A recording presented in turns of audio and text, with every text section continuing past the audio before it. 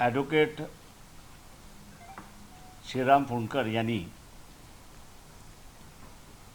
Cotton corporation of India अकोल्यातल्या काही शेतकऱ्यांनी मिळून हायकोर्टामध्ये एक रिट पिटिशन दाखल केली, जिथून ॲग्रिकल्चर प्राईस कमिशनने कापसाचे दर ठरवले आणि CCIने कापूस विकत खरेदी करायला सुरुवात केली। त्याचा एक परिणाम झाला तो म्हणजे आत्महत्याग्रस्त शेतकऱ्यांची संख्या कमी होत राहिली। परंतु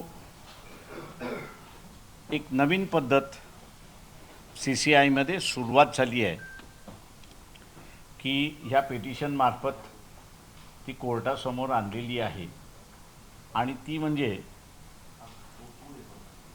20% 25% CCIने जे बेल केलेले आहेत, कापसाचे बेल केलेले आहेत, त्याला पडेल भावाने विकायचं आणि पडेल भावाने विकून CCIला अडचणीत आणायचं अशी असणारी परिस्थिती आहे। CCI अडचणीत आली तर आज जे शेतकऱ्यांचं काही प्रमाणात शोषण थांबलेलं आहे, कापसाच्या शेतकऱ्याचं शोषण थांबलेलं आहे, ते पुन्हा सुरुवात होण्याची शक्यता आहे। कारण का शासन लॉस मेकिंग कॉर्पोरेशन जे आहे ते सस्टेन करू शकणार नाही आणि मग कधी विकत घेतलं कधी विकत घेतलं नाही अशी जर सिस्टम निर्माण झाली तर शेतकरी पुन्हा ट्रेडर जो आहे, मार्केट फोर्सेस जे आहे त्याला बळी पडेल अशा रीतीचं पिटिशन होतं कोर्टासमोर। कोर्टाने त्याच पिटिशन ऐकलं, CCIला आणि शासनाला नोटीस इश्यू करायला सांगितलं। 2 आठवड्यामध्ये शासनाला आणि CCIला रिप्लाय दाखल करायला सांगितलेला आहे आणि त्यांचा रिप्लाय आला की मग असं फायनल हिअरिंगला त्या ठिकाणी लावण्यात येईल असं कोर्टाने आज आदेश दिले। या पिटिशनमुळे शेतकरी हा वेगवेगळे पिकं घेतो अशी असणारी परिस्थिती आहे। या पिटिशनमुळे कापसाचा शेतकरी जो आहे तो कापसाचा शेतकरी जो ॲग्रिकल्चर प्राईस कमिशनने भाव दिलेला आहे ती तरी मिळण्याची त्याला शाश्वती आहे अशी परिस्थिती आहे। मी असं मानतो की इथला असणारा विदर्भामधला असणारा धानाचा शेतकरीसुद्धा आहे, त्याला कुठल्याही पद्धतीने सुरक्षितता नाही अशी असणारी परिस्थिती आहे। तोही मार्केट फोर्सेसला बळी पडतोय अशी परिस्थिती आहे। शासनाला आम्ही असणारा विनंती करणार आहोत, शासनाला आम्ही असणारा विनंती करणार आहोत की सप्टेंबर महिन्याच्या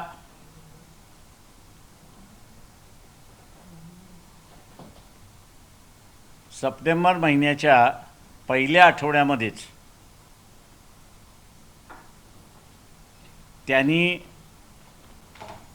धान खरेदी असेल, सोयाबीनची खरेदी असेल, ज्वारीची खरेदी असेल, याचे सेंटर्स आणि त्याचा रेट हे दोन्हीही त्यांनी जाहीर करावे की जेणेकरून यावर्षी पावसाळा कमी असे एकंदरीत दिसतंय, शेतकऱ्याच्या हाताला जे काही पीक येईल त्याचा त्याला योग्य मोबदला मिळेल अशी परिस्थिती आहे।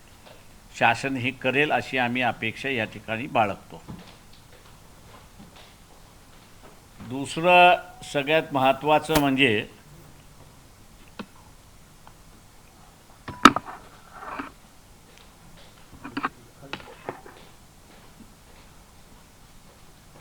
या देशामध्ये प्रत्येक माणूस म्हणजे राजकीय माणूस हा गुलाम झालेला मला कुठेतरी दिसतोय.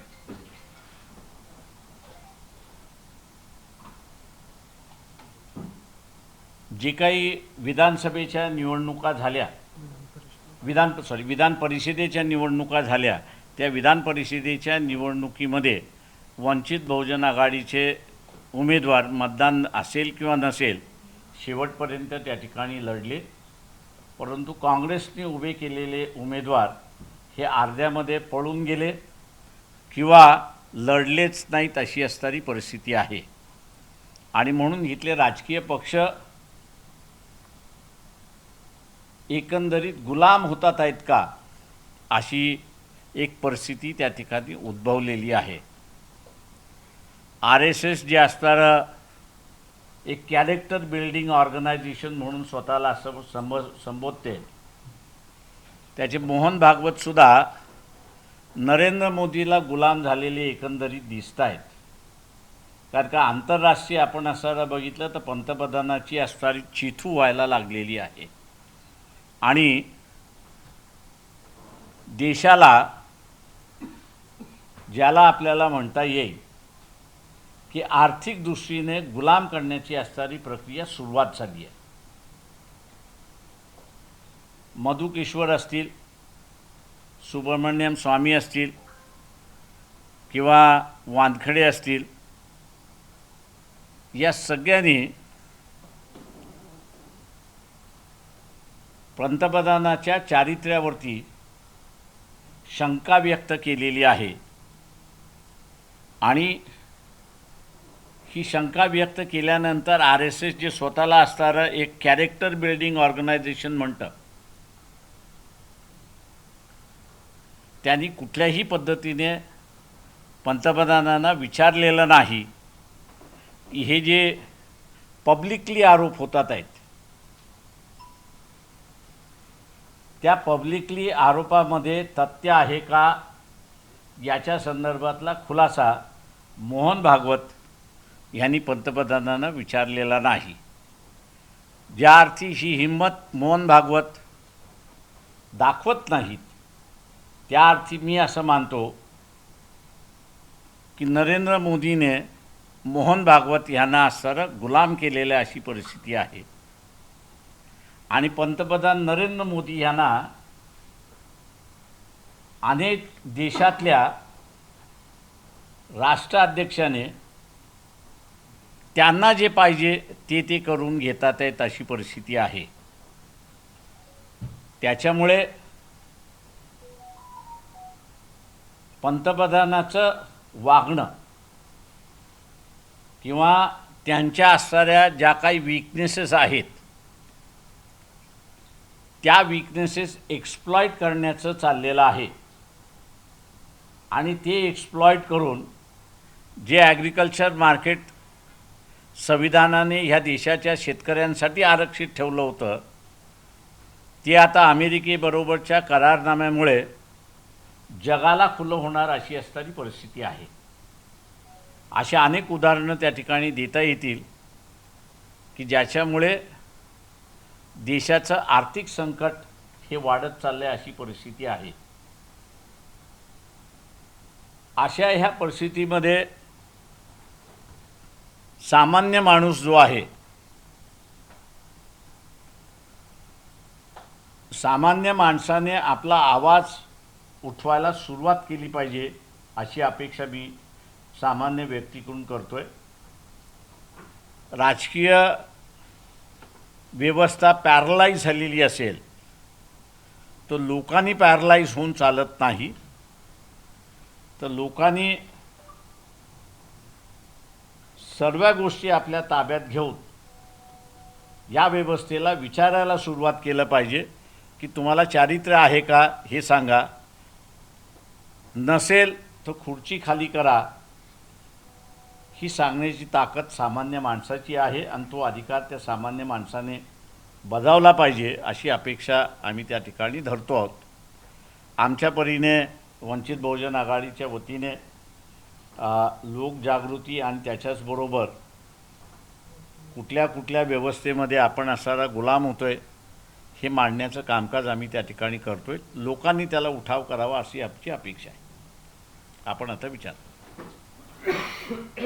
मी आता बोलले की मोदींचं विकनेस समोर येऊ नये, कुठल्या कुठल्या बाबतीतलं ते विकनेस आहे त्याच्या मधुकेश्वरांचं जर सोशल मीडियावरचं वाचन केलं तर आपल्याला कळतं. सुब्रमण्यम स्वामी यांनीसुद्धा व्हिडिओमार्फत काही गोष्टी प्रकाशित केलेल्या आहेत. त्याच्यामुळे अशा अनेक गोष्टी आहेत की ज्या ओपन मीडियामध्ये आता आलेल्या आहेत. लोकांनी त्याच्यावरती विश्वास ठेवून प्रश्न विचारायला विचारले पाहिजेत एवढंच माझा आग्रह आहे. विश्वास नांगरे पाटलांची नुकतीच नागपूर पोलीस आयुक्तांनी बदली करण्यात आली आहे. त्यांचा एक व्हिडिओ कॉन्फरन्सला ट्विट केला ज्यामध्ये ते संघाच्या कार्यक्रमात गेले आणि संघाची स्तुती करताना दिसले. That is is individual issue, त्याच्यावर नो कमेंट्स. आज महाविकास आघाडीची राज्यात बैठक झाली होती. जवळपास 23 आमदार वेगवेगळ्या पक्षाचे गैरहजर आले. त्यात काँग्रेसचे होते, राष्ट्रवादी काँग्रेस, शरदचंद्र पवार पक्षाचे देखील होते. कुठेतरी असं वाटतं की महाविकास आघाडीच्या मित्र पक्षांना आता एकत्र राहायची इच्छा दिसत नाही.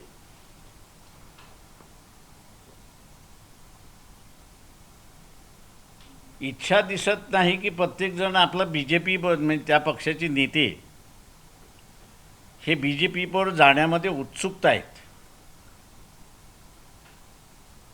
आणि त्याच्यामध्ये काँग्रेस पक्षसुद्धा आहे. त्याच्यामुळे हे आश्चर्य नाही आहे. आम्ही लोकांना एवढंच म्हणणार आहोत की आता तुम्हाला विरोधी पक्ष पाहिजे की नको ह्याचं ठरवण्याची वेळ आलेली आहे. आणि जे BJP बरोबर जाणार नाहीत तेच खरे विरोधी पक्ष आहेत असं एक क्रायटेरिया लोकांनी लावला पाहिजे. जर एकत्र राहायचं नसेल त्यांनी वेगळं व्हायला पाहिजे का महाविकास आघाडीचं विसर्जन करायचं असं वाटतं का तुम्हाला? प्रश्न असा, महाविकास आघाडीचं विसर्जन झालेलंच आहे, ते राहिलेलं कुठे आहे? प्रत्येकजण काँग्रेसवाले प्रत्येक जण जे आहे ते BJP बरोबर जाऊन इंडिपेंडेंटली सेटल करते. उद्धव ठाकरेंची नाराजी जी ज्या प्रकारे दिसली त्यावर काय बोलाल तुम्ही? व्यक्तिगत मी कोणाच्या याच्यावर बोलत नाही. महाविकास आघाडीच्या बैठकीतल्या असे त्यांनी पहिल्यांदा खुलासा करावा की ते असणारा रात्री 2 वाजता जाऊन मुख्यमंत्री देवेंद्र फडणवीसला भेटले की न भेटले, त्याच्यानंतर मग कॉमेंट करणं उचित ठरेल असं मी मानतोय. उद्धव ठाकरेंचं एका बाजूनं काँग्रेस इतर पक्षांना ऑफर देत आहे, राष्ट्रवादी असेल, हिंदू असेल, की काँग्रेसमध्ये समाविष्ट व्हा, आणि तुम्ही म्हणताय की काँग्रेसच आता भाजपकडे जाते. हो, त्यांचे आमदार नगरसेवक फुटले, त्यांचे उमेदवार फुटले, उघड BJP बरोबर बसले. अमरावतीच्या देशमुख उमेदवारांचा काँग्रेसचा प्रचार जो आहे तो मुख्यमंत्री देवेंद्र फडणवीस त्या ठिकाणी करत होते आणि कुठलीही कारवाई नाही आहे. कर्नाटकच्या गृहमंत्र्यांनी RSSच्या संदर्भातलं जे वक्तव्य केलं त्यांनी तुम्ही पण खूप अगोदर संविधानाच्या चौकटीत RSSला बसवावं अशी मागणी केली. तुमचीच भूमिका घेऊन ते आज मान्य करताय. त्यांनी बॅन करून टाकावं कर्नाटकमध्ये RSSला. आणि मोहन भागवत आले की त्यांना असणारा इलिगल संघटना चालवतात म्हणून असणारं जेलमध्ये टाकवावं, तेवढी धमक दाखवावी.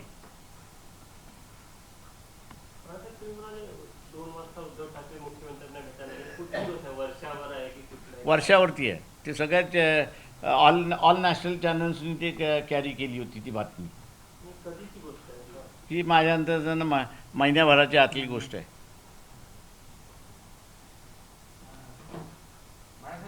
सातत्याने आपल्या पक्षाला बी टीम म्हणून निवडणुकीच्या दरम्यान बोलण्यात येत होतं, पण आता जे ज्या पद्धतीने बंगालमध्ये काँग्रेससोबत होत आहे, इतर ठिकाणी होत आहे, की इतर पक्षांना वोटिंग जास्त होत आहे, काँग्रेसचं ग्राफ खाली येतो आहे, म्हणजे बाकीचे पक्ष तिथे मजबूततेने प्रखरतेने विरोध करताना दिसत आहे. सातत्याने टीका आपल्यावर झालेली होती गेल्या काही निवडणुकांमध्ये.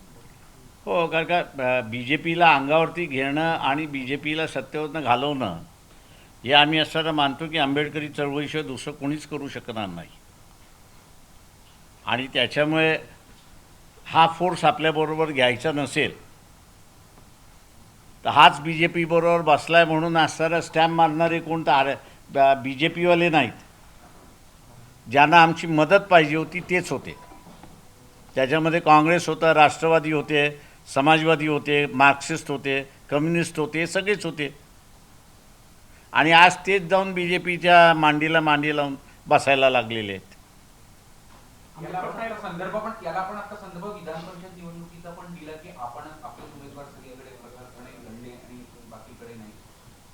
काय पुढचं लढाई त्या दृष्टीने आम्ही असणारा एवढं आहे की आम्ही असणारा मानतोय की आर एस एस असेल, भारतीय जनता पक्ष असेल, यांना देशप्रेम नाही, नव्हतं आणि राहणारही नाही.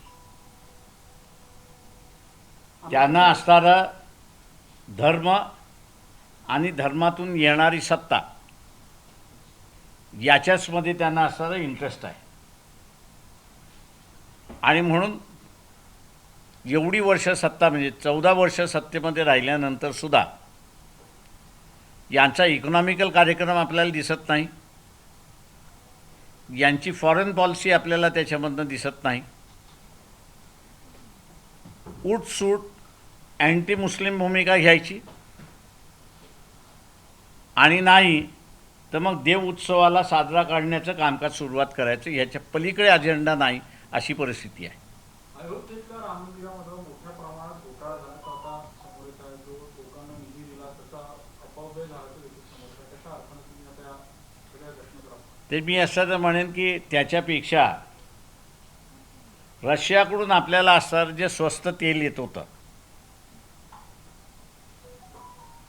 $50-60 बॅलर या रेटप्रमाणे येत होतं आणि आता तेच रशिया असं म्हणते की आम्ही मार्केट रेटमध्ये तुम्हाला सर देऊ. याची चर्चा लोकांनी करावी. का याच्यामुळे महागाई कमी होईल आणि आज त्याचं जे जीवन असह्य झालेलं आहे ते कुठेतरी सुरळीत व्हायला सुरुवात होईल असं मी त्या ठिकाणी मानतोय. इराणबरोबरचे आमचे संबंध चांगले होते. इराण एकच असा देश होता की ज्यांनी युनायटेड नेशन्समध्ये काश्मीरचा प्रश्न ज्यावेळेस पुन्हा उपस्थित राहिला त्यावेळेस भूमिका घेतली की काश्मीर हा भारताचा अविभाज्य अंग आहे. एक मित्र मुस्लिम राष्ट्रामध्ये तुम्हाला मिळाला होता. हा मुस्लिम राष्ट्र नुसता मित्र नाही, संकटामध्ये सुद्धा तुमच्या बाजूने उभा राहिला आहे. त्यांनी 6 महिने क्रूड ऑइल ज्याला आपण म्हणता येईल की क्रेडिटवरती त्यांनी दिलेलं आहे. इंटरेस्टही त्यांनी लावलेला नाही. अशा असणाऱ्या मित्राच्या पाठीमागे तुम्ही उभं का राहिला नाहीत? तुम्ही जर उभं राहिला असतात तर आज जी महागाई आपल्याला दिसते, बेरोजगारी आपल्याला जी दिसते, त्याची असणारी चर्चा कुठेतरी सुरुवात झाली असती. किंवा आता असणारं AI लागू झाल्यानंतर किंवा मोठ्या प्रमाणात ज्यावेळेस लागू होईल तेव्हा सगळ्यात मोठं एम्प्लॉयमेंट देणारं असणारं कॉटन नंतर हे जे IT सेक्टर आहे त्याच्यामध्ये जी रिसेंटमेंट येते त्या रिसेंटमेंटची असणारी चर्चा ही जर सुरुवात झाली असती तर मी असं म्हणेन की इथला जो व्हाईट कॉलर आहे आणि त्याच्यावरती बेकारी आणि कदाचित उपासमारीची परिस्थिती येऊ शकते त्याला थांबवता आला असतं. देशाचा अजेंडा हा नुसता असणारा धार्मिक झालेला आहे. धर्म हा माणसाला शांती देतो पण पोट भरत नाही. शासन आणि व्यवस्था हे माणसाचं पोट आणि हाताला काम देते. त्याची चर्चा अधिक झाली पाहिजे. आंबेडकर साहेब माझा एक प्रश्न आहे. दिल्लीमध्ये गेल्या अनेक दिवसापासून अभिजित दिपके जे आहेत ते आंदोलन करत आहे आणि त्यांनी बाबासाहेबांचं पुस्तक हातात पकडलं तर त्यांना अर्बन नक्सलाईटचं आंदोलन म्हणून बोललं गेलेलं आहे आणि त्यांच्यावरती पाणी सुद्धा त्यांना भेटत नाही आहे आणि मीडिया सुद्धा त्याची दखल घेत नाही. दुर्दैव मी असं म्हणेन की अभिजित यांनी ज्यावेळेस सुरुवात केली त्यावेळेस त्याला 2 कोटीच्या वरती फॉलोअर्स मिळाले. पण ज्या क्षणाला हे लक्षात आलं की दिपके हे शूद्र आहेत तेव्हा त्यांचा दिल्लीचा मोर्चा लाखाचा सुद्धा होऊ शकला नाही अशी परिस्थिती आहे. म्हणजे यंगर जनरेशनसुद्धा स्वतःच्या प्रश्नाला महत्त्व देण्यापेक्षा कोण कुठल्या जातीचा आहे,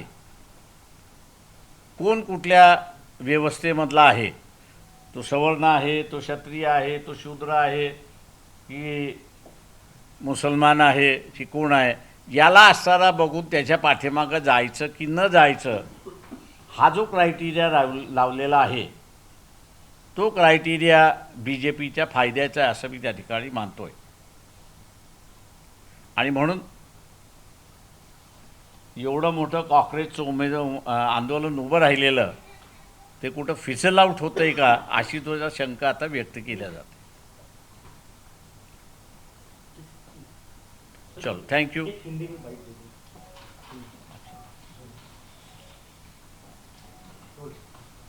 एडवोकेट श्रीराम फुंडकर इन्होंने अकोला के काश्तकार और विदर्भा के काश्तकारों की कपास के बारे में एक याचिका